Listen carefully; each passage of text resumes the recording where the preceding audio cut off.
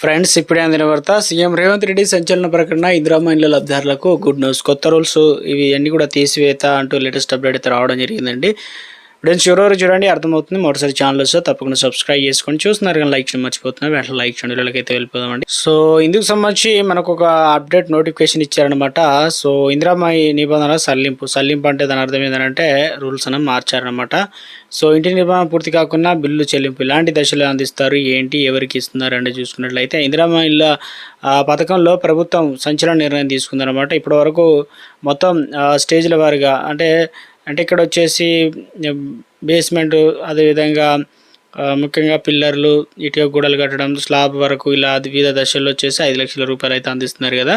అయితే ఇప్పటి వరకు లబ్ధాల చెల్లింపుల విధానంలో ఉన్నటువంటి నిబంధనలు కూడా మార్పు చేసినట్లు, గతంలో ఇంటి నిర్మాణం పూర్తి చేసి లబ్ధారులకు మాత్రమే చివరి బిల్లు మంజూరు చేసేవారు అనమాట. ఇక నుంచి నివాసం ఉండేందుకు అనుకూలంగా ఉంటే నిర్మాణం పూర్తయినట్లుగా అధికారులు సో ఆ ఇల్లు అనేది నిర్మాణం దశలో ఉండి కాదు, అందులో నివసించడానికి ఆమోదయోగ్యంగా ఉన్నా సరిపోతుందని చెప్తున్నారు.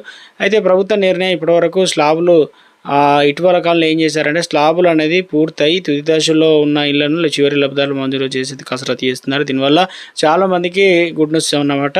ప్రభుత్వం ఇందిరమ్మ ఇళ్ల నిర్మాణానికి 4 విడతలుగా మొత్తం 5 లక్షల రూపాయలు బ్యాంక్ అకౌంట్లో డీబీటీ పద్ధతిలో జమ చేస్తున్నారు. ఇక ఒక జిల్లాకు సంబంధించి కరీంనగర్ మండలంలో మొదటి విడత వచ్చేసి దాదాపుగా 1,500 మంది ఉంటే దానిలో దాదాపు 629 ఇళ్ళు ప్రారంభించగా 162 ఇండ్లకు సంబంధించి మాత్రమే ప్రారంభమయ్యాయి అన్నమాట. మిగతా 467 ఇండ్లు వివిధ దశల్లో అయితే నిర్మాణాలు ఉన్నాయి. మరికొందరు అయితే ప్రస్తుతం మంచి రోజులు కావడంతో కొత్తగా ఇళ్ల నిర్మాణం ప్రారంభిస్తున్నారు. గతంలో ఇంటి ఫ్లోరింగ్, ప్లాస్టింగ్ పూర్తి స్థాయిలో కూడా ఇక ఎలక్ట్రిక్ వైర్లు అంటే తదితర పనులు పూర్తయిన ఫోటోలు అప్లోడ్ అనేది యాప్లో అప్లోడ్ చేయాల్సి అయితే ఉండేదన్నమాట. అనంతరం చివరి బిల్లు అయితే బ్యాంక్ అకౌంట్లో జమ అయ్యేదన్నమాట. ఇప్పుడు చిన్న పనులు సకాలంలో ఇళ్ల నిర్మాణాలు పూర్తి కాకపోవడం లబ్ధారులు బిల్లులు అంటే ఇప్పుడు బిల్లులు అనేది రావడం లేదనమాట.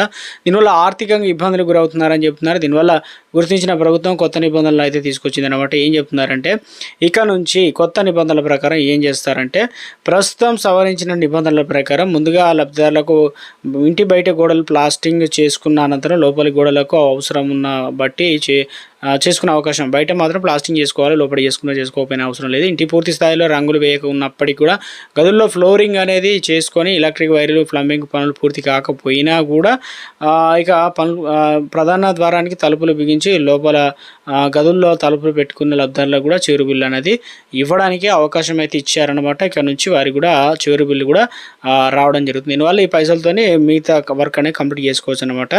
మొత్తం మీద అయితే గుడ్ న్యూస్ అయితే చెప్పడం జరిగింది అన్నమాట. కొత్త మార్పులు, కొత్త అప్డేట్స్ అయితే ఇవ్వడం అయితే జరిగిందనమాట. ఇక మనకు ముఖ్యంగా చూసుకున్నట్లయితే రెండో విడత అనేది ఏప్రిల్ చివరి నుంచి దాదాపు మే త్వరలోనే రెండో విడత జాబితా కూడా రిలీజ్ చేయబోతున్నారని చెప్తున్నారు.